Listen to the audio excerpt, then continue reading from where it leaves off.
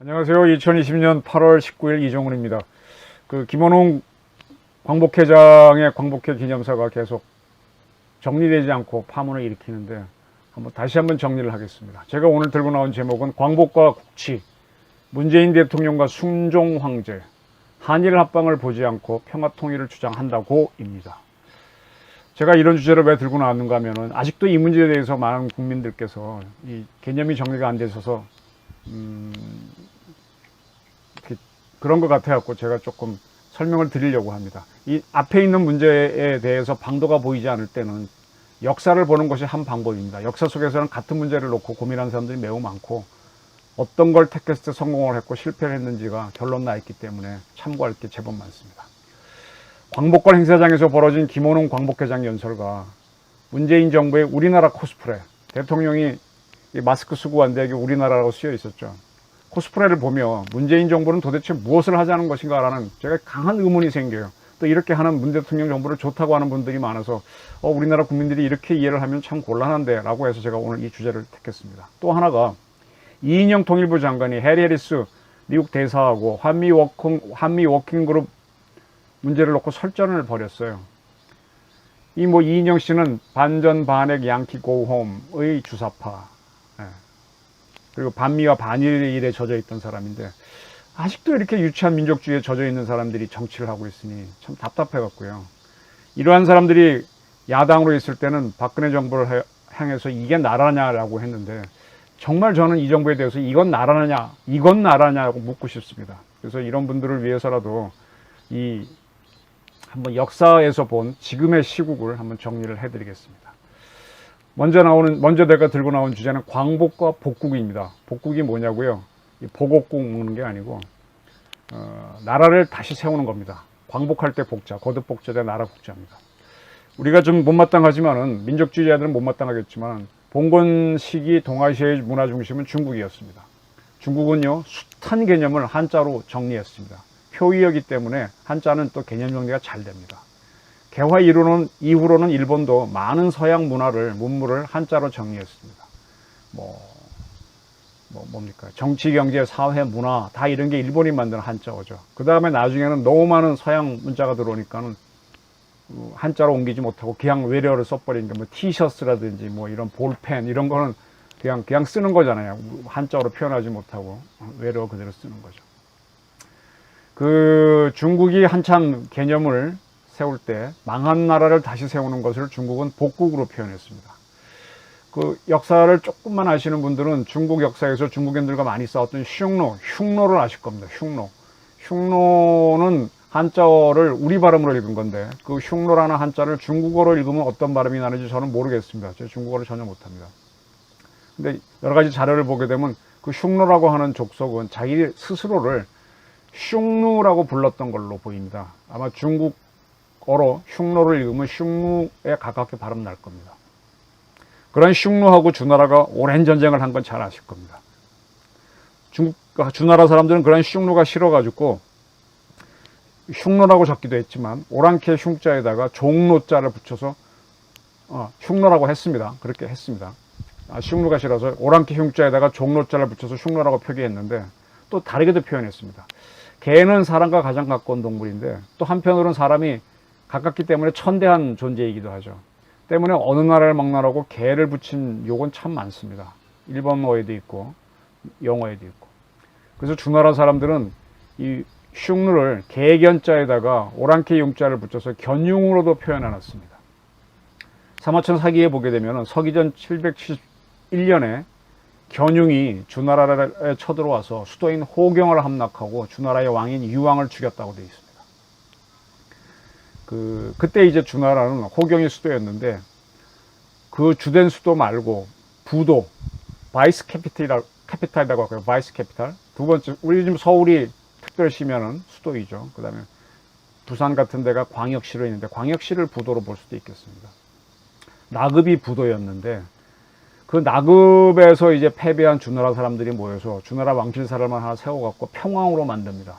그리고 다시 주나라 왕조를 세우고 조정을 세우는데 이걸 복국입니다. 새로 나라 세웠으니 복국이라 그러죠. 나급을 수도로 한 주나라가 만들어집니다. 그래서 두 주나라를 구별하기 위해서 호경을 수도로 삼고 있다가 견융에 의해서 망한 주나라를 서주라고 합니다. 이건 호경이 서쪽에 있기 때문이고, 그 다음에 나급을 수도로 복국한 주나라를 동주라고 합니다. 그거는 나급이 상대적으로 동쪽에 있기 때문입니다.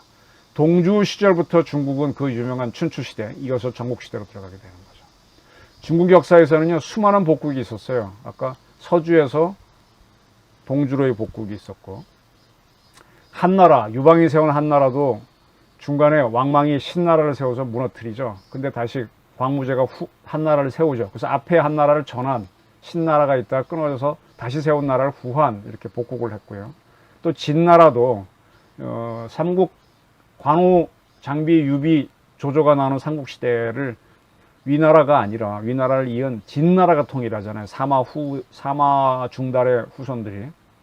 그런 진나라가 슝루의 후예인 유연한테 공격을 받아서 망합니다. 그런 유연이 세운 나라를 조나라고 하는데, 조나라가 하도 많아서 이걸 전조라고 또 따로 부르기도 합니다. 유연한테 망해서 멸망하는데, 멸망한 이후에 그 사마 집안이 다시 저 양자강 남쪽에 가서 조그만 진나라를 세워요.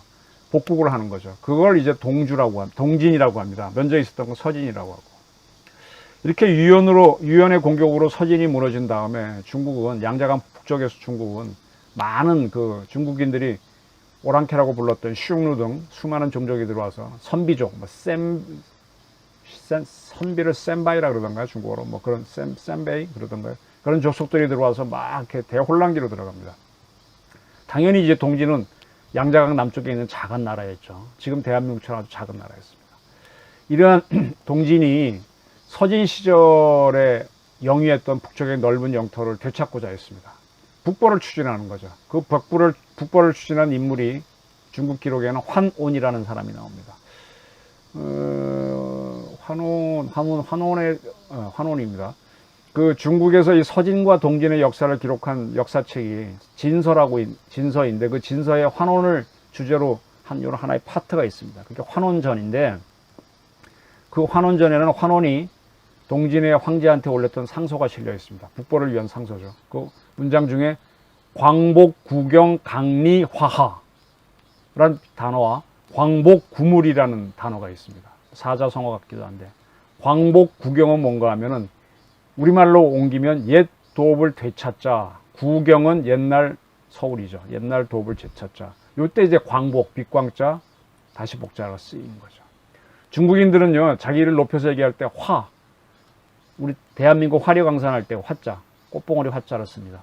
여기에서 지금 중국은 뭐 중화민국, 중화인민공화국, 중화라고 하게 되죠. 우리는 뭐 중화요리, 중국집 할 때 중화를 이렇게 좋은 걸로 안 치고 부르는데, 그들은 스스로 못 볼 때 화를 썼습니다.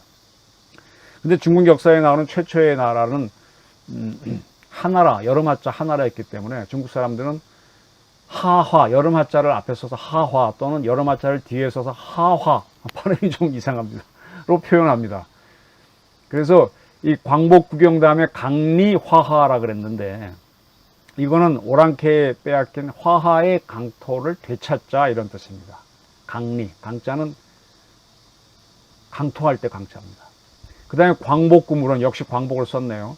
옛 문물, 화하족에 누렸던 옛 문물, 영광, 문화, 이걸 되찾자, 이런 뜻입니다. 그래서 이제 이 환온의 상소문에 2번 광복이 쓰였는데, 그 후부터 이제 광복이란 단어가 복국이란 단어와 함께 조금 다른 의미로 중국과 우리나라 기록에도 나옵니다. 우리 조선실록에도 보면 광복이란 단어가 몇 번 나옵니다. 우리나라의 역사에도 복국이 있었어요. 백제의 문주왕이 백제의 계로왕이 장수왕이 고구려한테 공격을 받아서 수도가 함락되죠. 그 다음에 계로왕도 죽임을 당하죠. 그러고 나니까 그 아들이 저 남쪽, 지금의 공주겠죠, 웅진에서 다시 작은 백제를 세웁니다. 이거를 아마 백제의 복국으로 봐도 무난할 거라고 봅니다. 이게 복국이고요. 광복은 뭐냐 하면은 뭐라 그럴까, 그 국가를 다시 세우는 걸 뿐만 아니라 그 이전의 강토와 영광을 모두 되찾는 겁니다.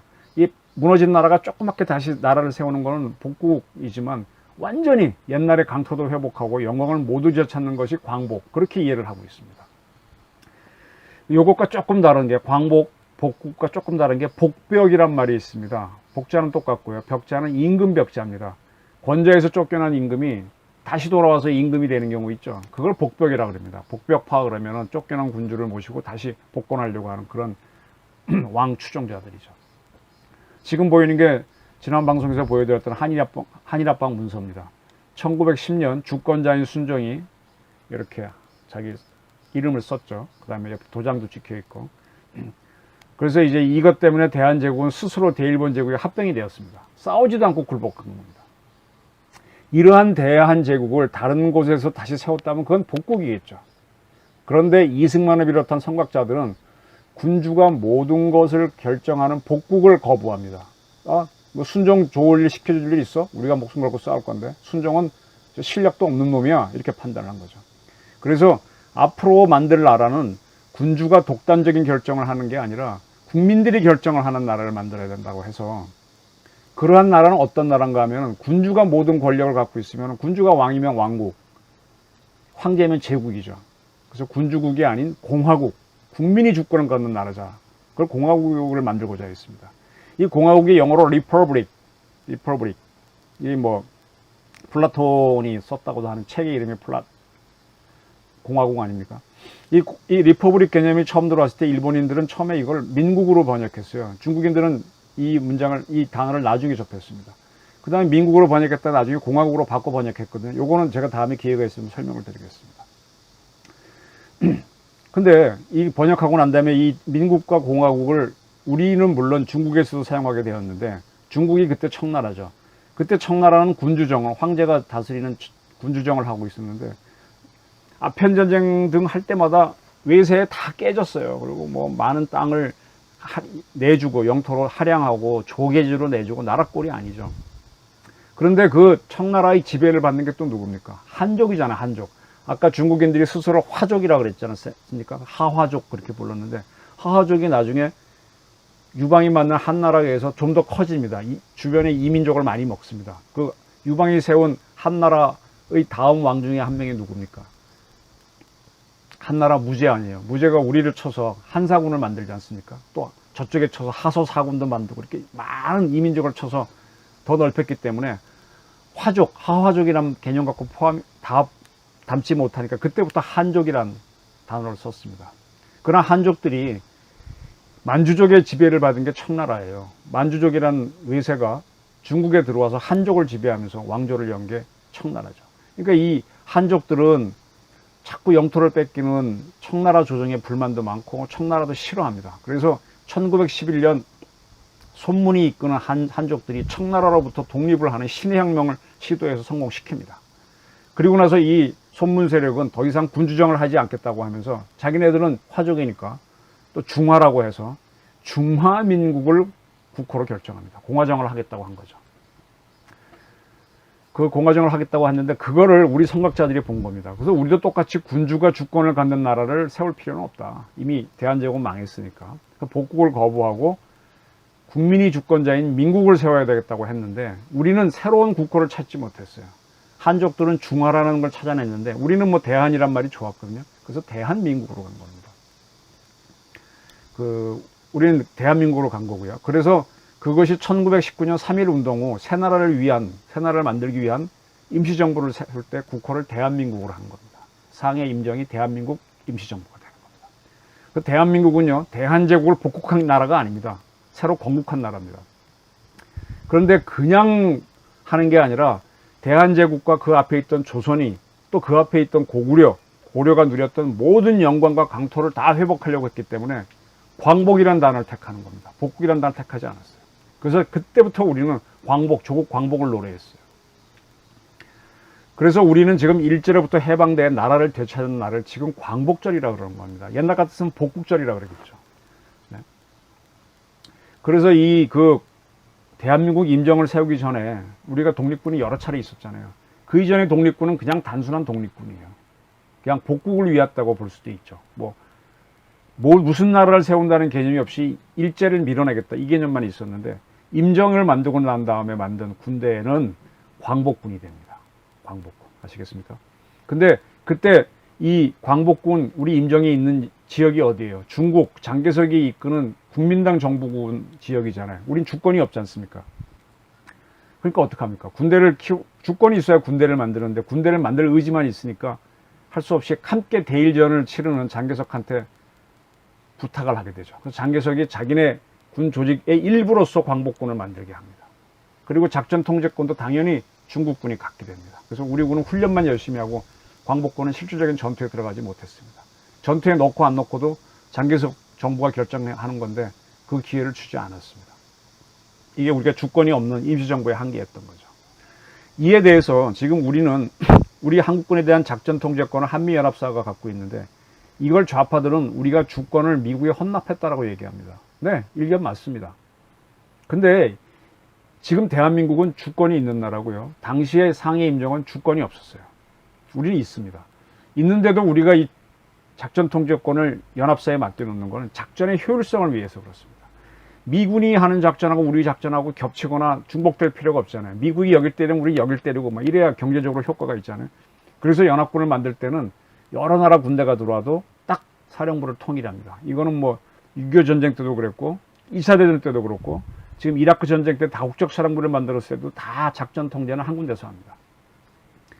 그래서 이걸 가지고 지금 나토군 연합군 사령부도 그렇고 다 그렇습니다. 만들어 놓은 조직은. 이거는 주권과 무관한 이양입니다. 또 필요하면 갖고 오면 되는 거예요.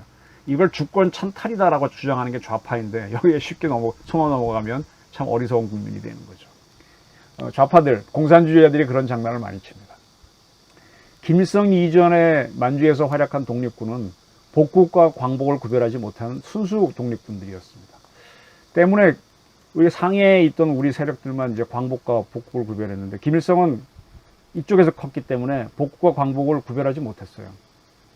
그리고 김일성의 원래 정체는 만주국에 저항하는 중국인 공산 반군의 멤버였어요. 중국 공산 게릴라의 일원이었어요.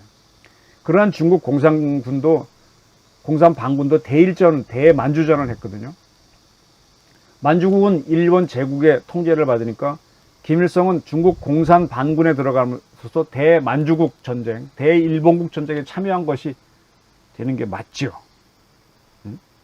그러나 한편으로 보게 되면 우리의 독립을, 우리가 그때는 존재가 없었으니까 어쩔 수 없는 탓이기도 하지만 우리의 독립이 아닌 만주가 일본의 지배하에 있는 나라니까 중국의 독립을 위해서 싸운 게 되죠. 네, 우리 광복군이 만들었는데 광복군 작전 통제권을 우리가 행사하지 못한 거는 우리 독립을 위해 만들었는데 투입하지 못한 그런 거고, 얘네들은 김일성은 아예 중국의 독립을 위해 싸웠다는 겁니다. 그렇다고 해서 중국이 우리 독립을 허용해 줄 것 같아요? 그렇게 허용하지도 않았어요. 참고로 우리 독립을 장개석은 반대했었습니다. 마오도 반대했었습니다.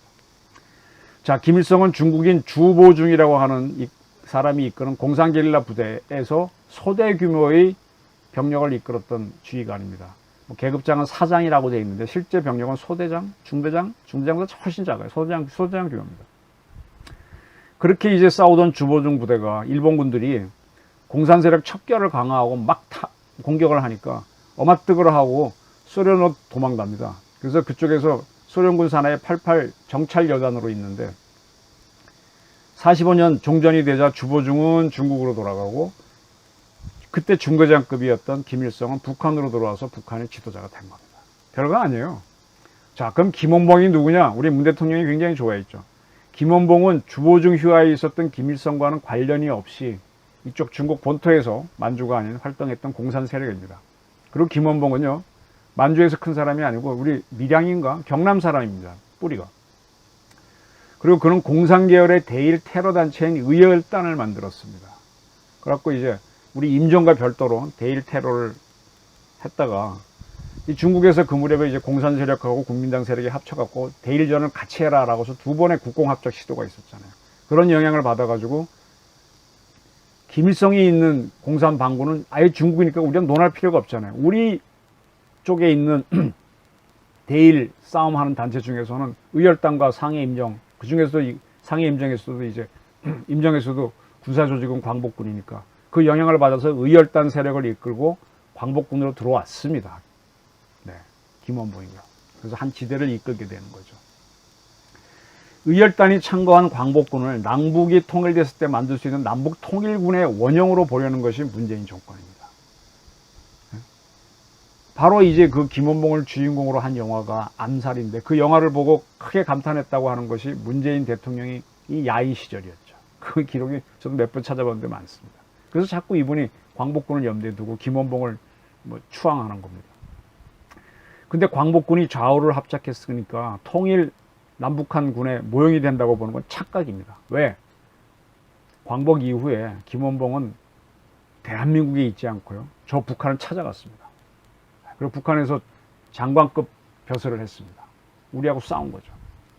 그 김원봉은 뭔가 하면요, 처음엔 우리랑 했다가 우리를 버리고 북한으로 가서 북한과 하나 되려고 했습니다. 그런데 결론은 숙청당하는 겁니다. 날아갔습니다. 그리고 북한은 단 한 번도 김원봉을 띄운 적이 없어요. 김일성을 띄웠지. 김일성과 그의 후손인 지금까지 김정일, 김정은을 띄우고 있거든요. 그들의 원하는 거는 정통이 김일성에 있다는 거지 김원봉에 있다고는 절대로 안 합니다. 때문에 문재인 대통령이 김원봉을 내세울수록 북한은 점점 더 반문재인으로 갑니다. 적대 노선으로 갑니다. 웃기지 말라 이거죠. 김원봉을 추종한다면은 북한에 들어와서 내 밑에 무릎 꿇어, 이렇게 되는 겁니다. 이걸 문 대통령 세력이 뒤늦게 안 것 같아요. 그래서 요즘 김원봉 안 띄우기 안 하죠. 자, 이거 8월 15일 날 문 대통령이 참석하였던 독립 광복절 행사 사진입니다. 김일성은 중국 공산방군에 참여하는 거로 독립을 추구했다고 볼 수는 있어요. 하지만 그는 광복이 뭔지도 몰랐고 그저 대일 항쟁만 했습니다. 그러니까 지금 북한은 광복이 아니라 대일 항쟁만 내세웁니다. 항일 투쟁, 항일로 하나. 그 우리는 훨씬 큰 개념, 항일을 넘어서서 광복으로 간 나라인데 거꾸로 항일로 하나 되겠다는 게 문재인 정권이잖아요. 그러니까 내가 이렇게 답답한, 이게 나라냐가 아니 이건 나라냐 그러는 겁니다. 어떻게 항일, 반일로 하나 되고 북한과 하나 되겠다는 발상을 문재인 정권에서 하는지. 이거는 이 정부의 많은 숱한 주사파 때문이라는 겁니다. 이승만, 김구가 이끌었던 임정보다도 역사 인식이 짧은 사람들이라는 얘기입니다. 이 지금 문재인 정권에서 힘쓰는 사람들은 우리 선각자들이 대한민국을 만들려고 했을 때 광복이라는 개념을 딱 세웠던 걸 못 따라간다는 그런 사람들이에요. 진정한 우리의 광복은 우리는 유엔이 인정한 정부잖아요. 우리가 북한을 수복할 때 이루어지는 겁니다. 그게 조선의 영토라면 그까지, 감도가 우리의 영토라면 그까지 수복하는 게 우리의 진정한 광복입니다. 근데 무슨 항일로 하나 되자 그래? 항일은 훨씬 작은 개념인데. 그걸 하라고 임무를 부여된 게 대한민국 대통령인데 대통령이 딴짓을 하고 있어요. 그러니까 제가 자꾸 이렇게 대드는 겁니다. 대한민국은요, 문재인의 나라가 아닙니다. 이게 문재인의 나라가 아니고 우리를 잘 이끌어보라고 특정 기간 동안 우리 국민들이 이끌어보라고 맡겨놓은 나라일 뿐입니다. 문재인의 나라가 아니에요. 바지 사장인데 사장이 오는 줄 알면 착각입니다.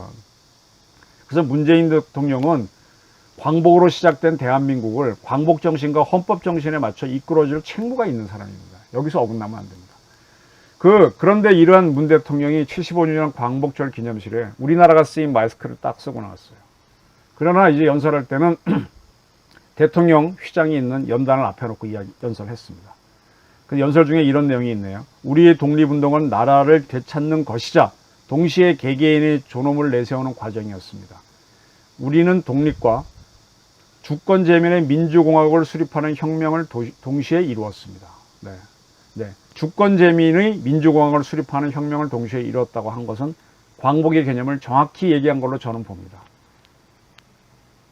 그런데 행사는 광복을 만들고자 하면서 대한민국을 벗어나 버렸어요. 광복을 하자는 나라가 대한민국인데. 그것이 바로 김원웅 광복회장의 연설이죠. 이분 연설할 때는 대통령 연단이 아닌 다른 걸 썼는데 거기에 우리나라가 딱 쓰여 있습니다. 거기에서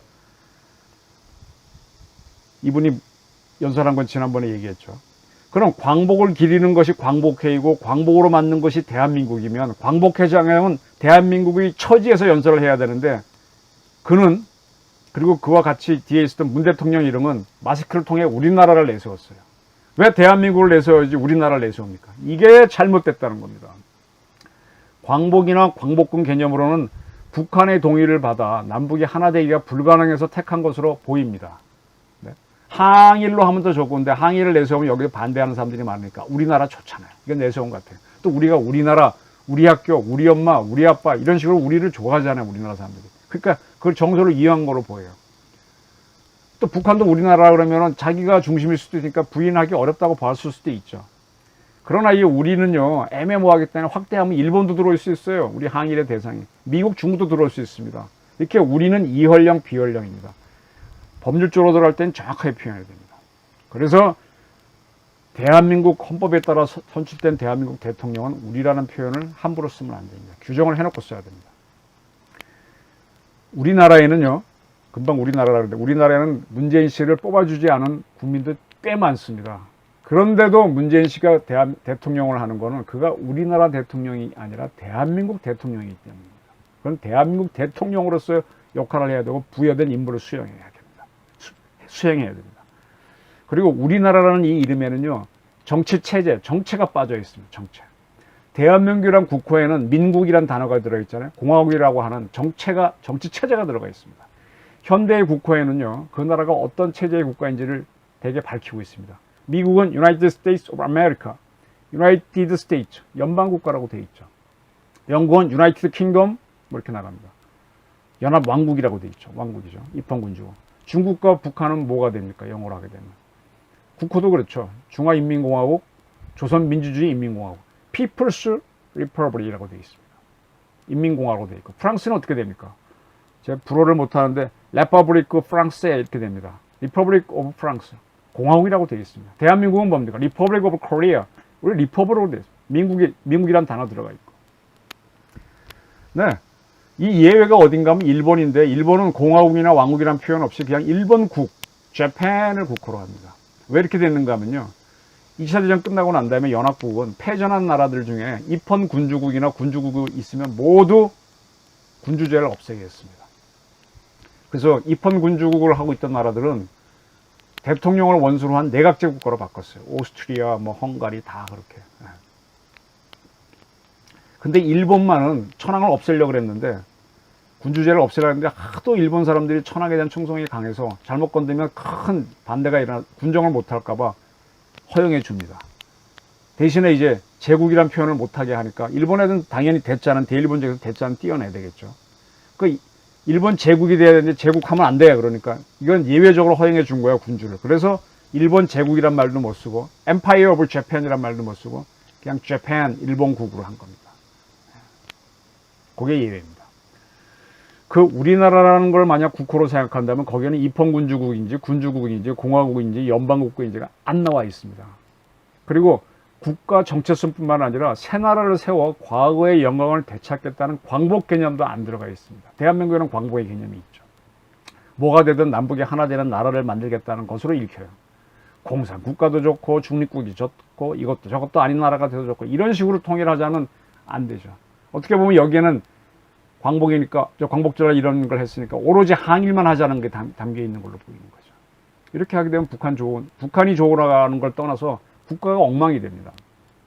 6.25 전쟁은요, 이 땅에 People's Republic, 인민공화국을 만들고자 하는 북한인 침공으로 시작된 전쟁입니다. 지금도 북한 노동당은 대한민국을 인민공화국으로 만들고자 하는 걸 목표로 삼고 있어요. 조선노동당 강령이 그렇게 돼 있죠. 그거를 바로 남조선 해방이라고 표현합니다. 남조선에서 억압받고 있는 프롤레타리인 노동자 농민이 권력을 잡은 게 하나의 혁명, 남조선 혁명. 그렇게 공산혁명을 이룬 남조선과 북조선이 하나가 되는 게 두 번째 남조선 해방이 되는 거죠. 그렇게 해서 통일을 하겠다는 거죠. 이 소련은요, 영어로 USSR, Union of Soviet Socialist Republic인데, 이거는 각자 공산혁명을 한 15개의 소비에트 사회주의 공화국, 소비에트 소셜리스트 리퍼블릭이 유니온한 겁니다. 그러한 소련이 한 70년을 유지하다가 붕괴했잖아요. 1991년에. 왜 70년간 갔느냐? 15개 공화국이 언어도 다르고 문화도 다른데 정치체제가 같았기 때문입니다. 지금 북한도 남한을 인민공화국으로 만든 다음에 통일하자는 건데, 우리나라를 만약 국호로 염두에 둔다면 거기에는 북한은 우리랑 체제를 통일시킨다는 개념이 없기 때문에 이건 통일이 유지되기 어렵다는 얘기예요. 베트남도요, 인민혁명을 완수한 남베트남 사람들이 그 후에 북베트남에 합병되는 것 때문에 지금까지 통일이 유지되는 겁니다. 그 중간 단계가 뭐였는가 하면은 중국입니다. 중국은 대만을 인민공화국으로 바꿀 수 없으니까 일국 양제로 통일하자 이런 주장을 하고 있어요. 네? 그리고 먼저 일국 양제를 했던 게 홍콩인데 그러한 홍콩을 인민공화국으로 만들기 위해서 홍콩 보안법 만들고 뭐 온갖 넣으니까 홍콩에서 민주화 시위가 터져 나오는 거죠. 지금 북한은 일국 양제로 하자는 통일은 얘기 안 해요. 대한민국을 아예 베트남처럼 인민공화국으로, 남베트남처럼 인민공화국으로 바꾼 다음에 통일하겠다는 건데, 그러한 북한의 상태로 무조건 통일하자 그러면 우리 입장에서는 일국 양제로 통일하는 게 됩니다. 그러면은 일국 양제로 했던 중국, 홍콩 사람이 당하는 꼴을 보면서 우리가 왜 저 길을 가냐 이거예요. 대만 꼴을 보면서. 또 남북 예면을 보세요. 체제 통일 안 하고 했던 통일이 개판되는 거 보십시오. 오히려 내전으로 가지. 반면에 정치 체제를 통일하고 흡수 통일했던 베트남과 독일은 안정적인 통일을 이루고 있지 않습니까? 그렇다면 우리나라를 통일 국호, 체제도 들어가 있지 않는 국호로 생각하는 사람이 있다면 그건 정말 민족 반역자가 될 수 있다. 정말 위험한 발상이라는 얘기입니다. 그래서 제가 감히 순종과 문재인 대통령을 주제로 들고 나온 겁니다. 의도가 순수하다 그래서 모든 게 인정되는 게 아니에요. 어쩌면 그게 무식할 수도 있어요. 순수한 의도가 망조를 만드는 거는 한두 번이 아닌 게 역사가 보여줍니다. 좋은 의도로 했다가 나쁜 결과가 나는 게 많습니다. 좌파들이 그토록 미워하는 게 이승만, 박정희, 전두환 독재했다고 그러는데 그 권위주의 세력이 대한민국 경제를 발전시켰거든요. 그 덕분에 지금 우리는 북핵이 있음에도 불구하고 두려워하지 않고 북한과 하나 되는 것을 생각하는 세력이 나올 수 있게 되었습니다. 그들은 바로 경제력 때문에 어떻게 해볼 수 있게 된 건데 그건 고려하지 않고 세 사람이 만든 거 생각하지 않고 자의적으로 대한민국을 어떻게 해보겠다는 생각을 합니다. 대한민국 대통령과 대통령에 부여된 그 의무를 다해야 된다는 게 아니라 자기 마음대로 해야 된다고 생각하는 사람이 나오는 거예요. 이게 참 문제죠.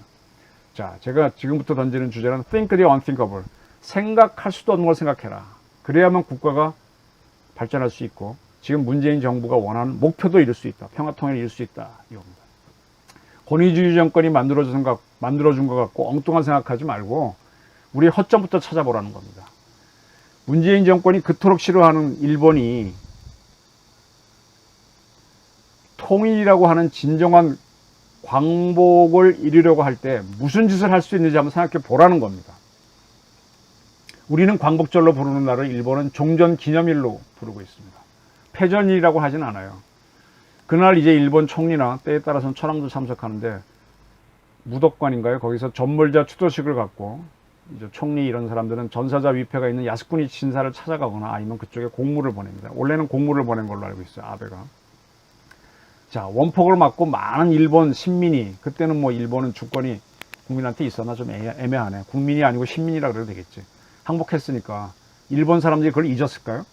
원폭이 나가사키 떨어지고 히로시마 떨어지고 또 나고야가 일본의 공업지대 우리의 울산 같은 데에 얼마나 많은 폭격을 당했습니까? 많은 사람이 죽었잖아요. 그 원한이 일본 사람들이 없을 것 같아요. 미국에 대해서 지금 미국의 딸랑이 짓 하고 있지만 일본 사람들이 잊었을 것 같습니다. 물론 일본이 항복한 날 패전 공포에 젖어 있던 많은 일본인들이 살아난 건 사실이에요. 그 좋아했겠죠. 하지만 그 이후에 일본은 전범국이기 때문에 굉장히 많은 제약을 받았어요. 일본이 지금 군대가 없고 미군을 보조하는 자위대만 갖고 있는 게 대표적인 제약이잖아요. 그러나 경제활동과 연구는 좀 자유롭게 할 수 있었습니다. 그러나 그런 경제활동과 연구를 하더라도 원폭은 제조하지 못합니다. 과학기술 연구에도 한계가 있는 거죠.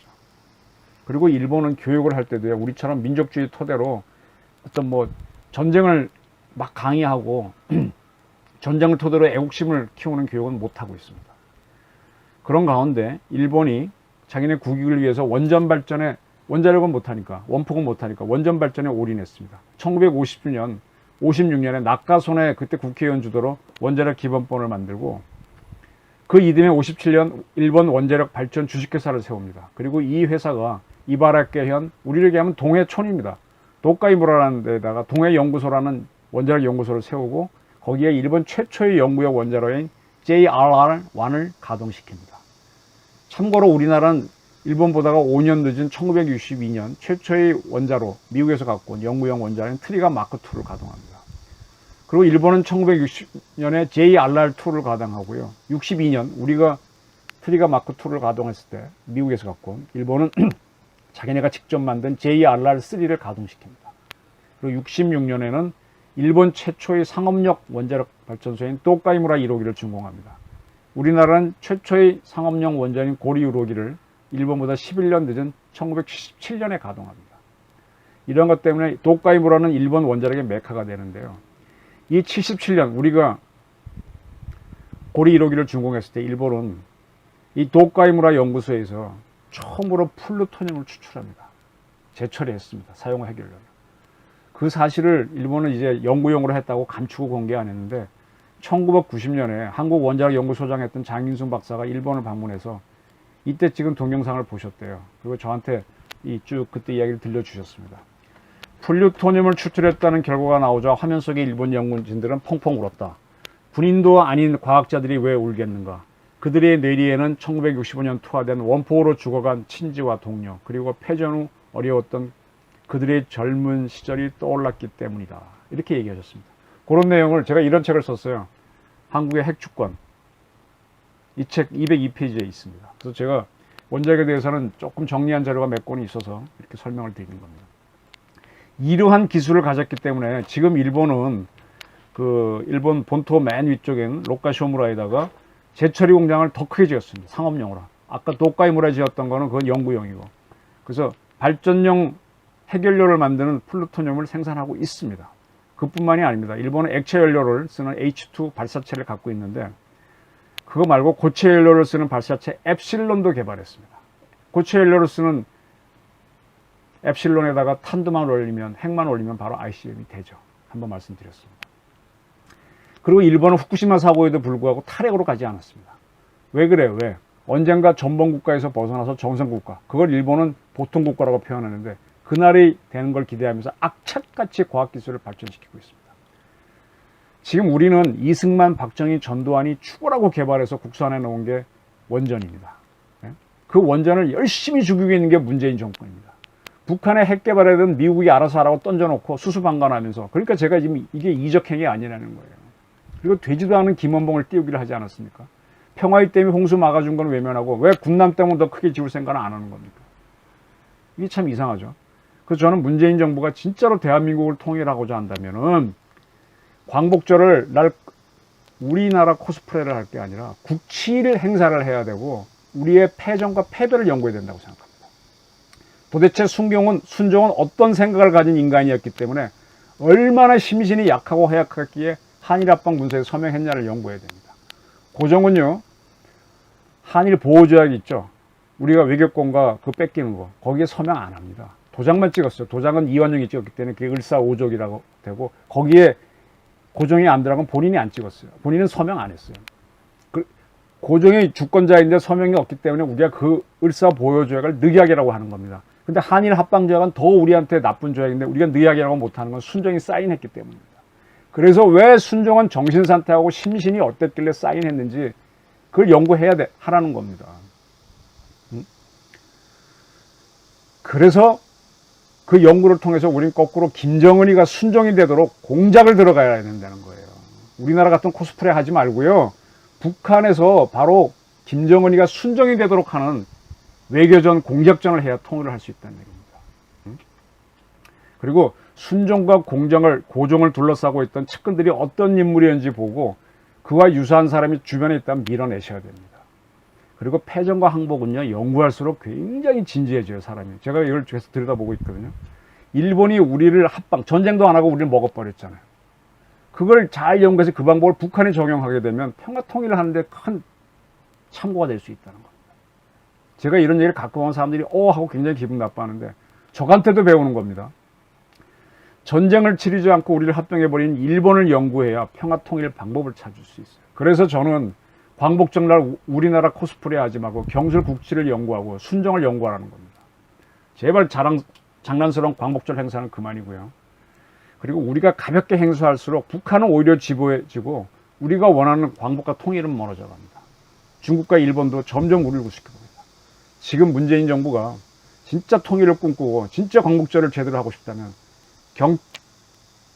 국치를 연구하시고 순정을 연구하십시오. 순정이 어떤 인간이었기 때문에 이 모양 이 나라로 나를 대한제국을 붕괴시키는지 연구하십시오.